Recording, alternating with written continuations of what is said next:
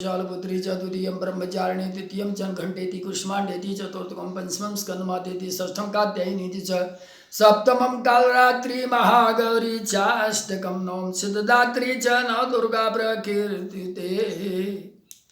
मित्रों, मैं रामोद पांडे शास्त्री कुमारी वैष्णवी चैनल से आप लोगों के समक्ष दुर्गा माँ का 8वीं शक्ति स्वरूपा महागौरी के बारे में अपने विचारों एवं अध्ययन को प्रस्तुत करने जा रहा हूँ।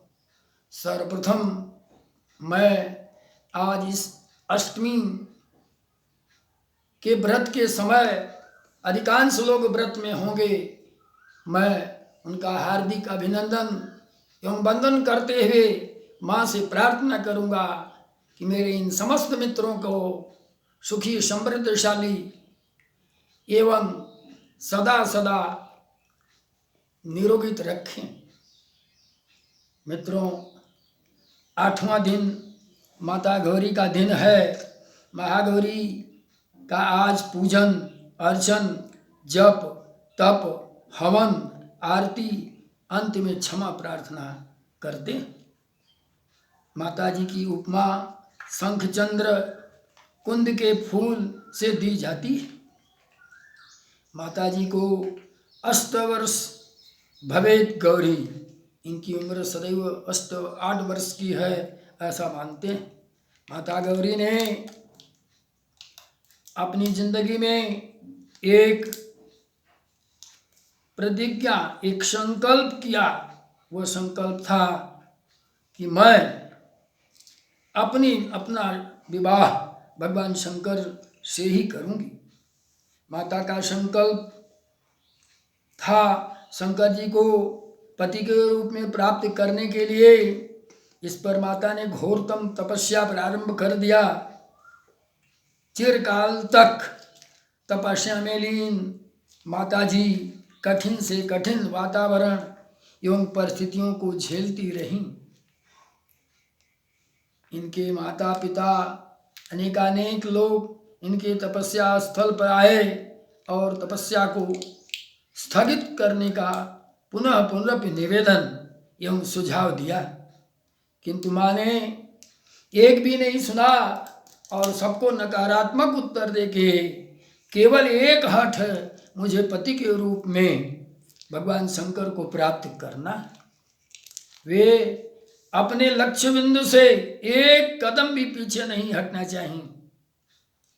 काफी दिनों बीत गए, भोलेनाथ शिव शंकर प्रसन्न हुए और एक ब्राह्मण के रूप में माता जी के पास जाते हैं और वहां जाकर शंकर जी की अनेक शिकायतें करते हैं। बिच्छू गोजर वाले हैं, भूत महेश्वर वाले हैं, स्मशान घाट पर तमाम नाना प्रकार का इनके बारे में विपरीत बातें कहने लगे। ब्राह्मण देवता को देखकर माँ ने साफ साफ कहा, आपकी कोई बात मेरे समझ में नहीं आ रही है। आप ब्राह्मण देवता हैं, आप उपदेशात्मक चीज कहना चाहिए। आपको किसी की शिकायत या दुर्गुणों से क्या मतलब है? हे ब्रह्मदेव, आप निश्चित रूप से आपको दक्षिणा या जो चाहिए मांग लें, किंतु अविलंब यहाँ से प्रस्थान करें। मेरे कान कतई शिव की निंदा सुनने के लिए तैयार नहीं। दो टूक जवाब पाने के बाद ब्राह्मण देवता जो शंकर जी जो ब्राह्मण के रूप में आए थे, वह अपना वास्तविक रूप लिया और वास्तविक रूप ले करके माता गौरी को पत्नी के रूप में स्वीकार किया। पत्नी के रूप में स्वीकार करने के बाद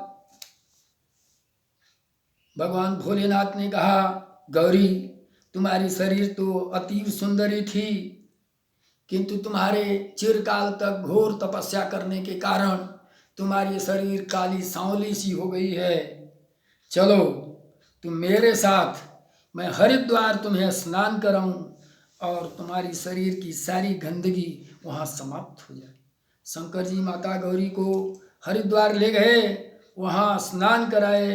स्नान के पश्चात माता जी का शरीर गौरांग हो गया। माता जी 4 भुजाओं वाली है। आपकी सवारी वृषभ है।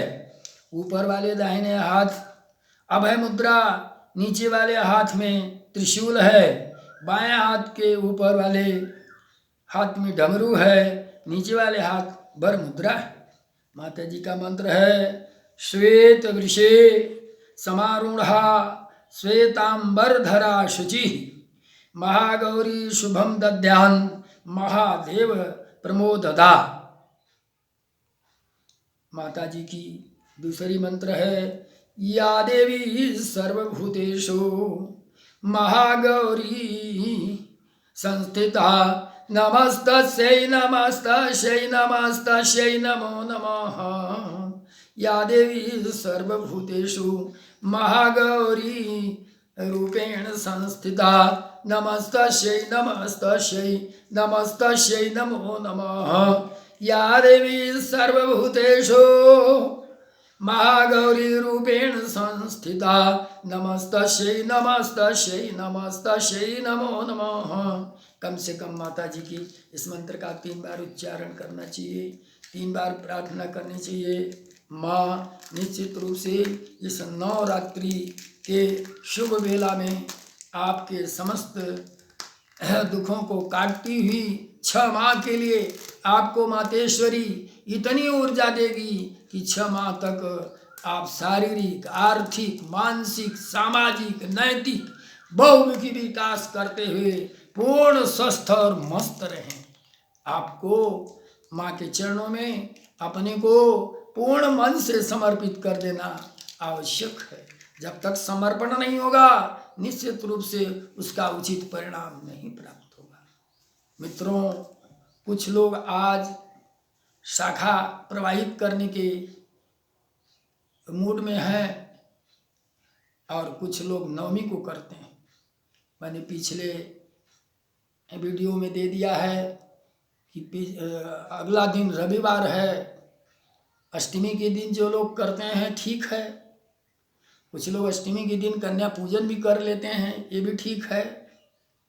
लेकिन रविवार के दिन कुछ लोगों को शंका होती है कि रविवार के दिन ये शाखा एवं कलश का विसर्जन कैसे किया जाए। वास्तव में मेरे शास्त्रों में पूर्ण रूपेण विधिवत है, रविवार वर्जित नहीं है।